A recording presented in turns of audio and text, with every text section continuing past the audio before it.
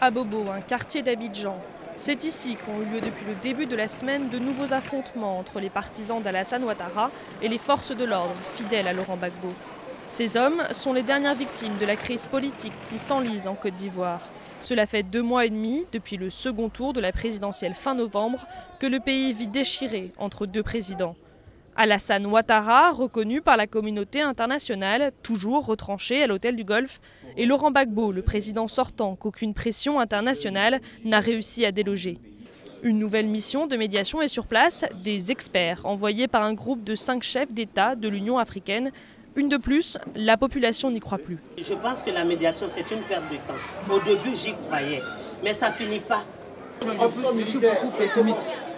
Je suis beaucoup pessimiste quand on pense aux autres médiations antérieures. Pour moi, en toute sincérité, je trouve que nous tournons en rond.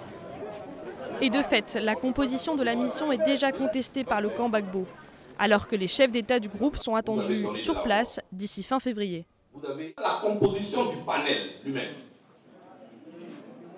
Mais il y a un problème. Mais il y a un problème dedans. Et les gens devraient comprendre qu'il y a un problème. Cette fois, c'est la présence du président du Burkina Faso voisin que contestent les partisans de Laurent Gbagbo. Chaque jour qui passe sans que le conflit trouve une issue devient un danger supplémentaire pour la population, comme le montrent les derniers affrontements d'Abobo. Depuis la mi-décembre, plus de 270 personnes ont été tuées.